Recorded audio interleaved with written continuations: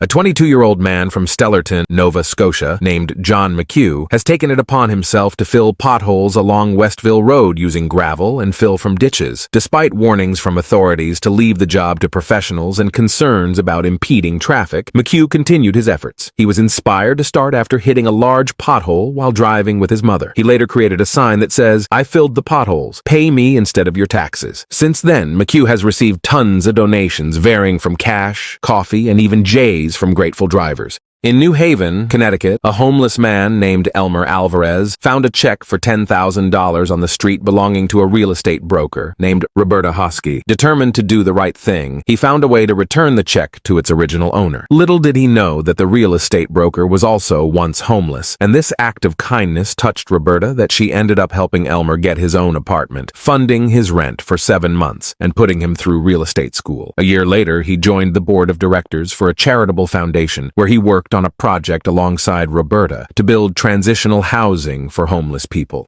A man from Iowa named Dale Schroeder spent 67 years working as a carpenter in the same company. He lived a modest life, owned only 2 pairs of jeans, and had no wife and children. But it wasn't until his death in 2005 where it was revealed that he saved nearly $3 million.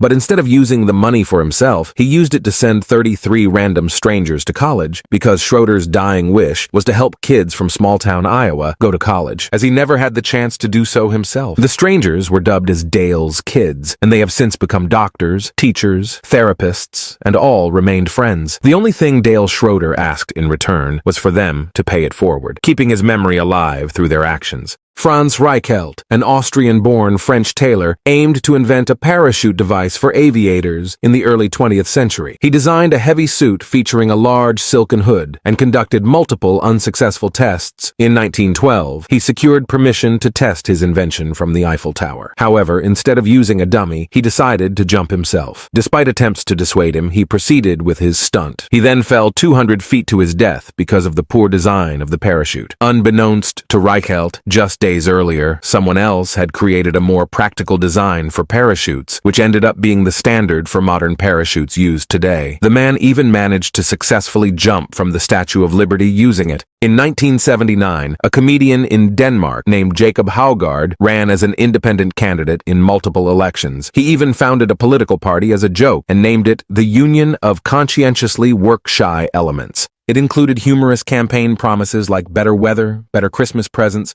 more bread for ducks in the park, and Nutella in Army field rations, etc. Unexpectedly, he won a parliamentary seat in 1994, and some of his promises were actually fulfilled during his term in office. Haugaard retired from politics in 1998. In 1966, Douglas Brent Hegdahl III, an American Navy sailor, accidentally fell overboard into the South China Sea during his service off the coast of Vietnam. Despite being captured as a prisoner of war in North Vietnam, Douglas played dumb, pretending he couldn't read. When interrogators asked him what he wanted most, he replied with a pillow, confounding them and earning him the nickname the Incredibly Stupid One. After his release, he ended up memorizing the names of 256 fellow prisoners and their associated information. Doug continued his service after being released and was celebrated for his resilience and resourcefulness as an American serviceman. A 42-year-old woman who had a history of sarcoidosis underwent a successful lung transplant. But 7 months following her lung surgery, she was in a transplant support group meeting where she ate a peanut butter cookie and went into anaphylactic shock. Fortunately, she was successfully treated and survived, but she reported to have experienced subsequent episodes of wheezing and difficulty breathing when consuming peanut-related foods, despite having no issues with peanuts before. She later discovered that the lung donor for her transplant was a 12-year-old who had a peanut allergy and had tragically passed away due to anaphylactic shock.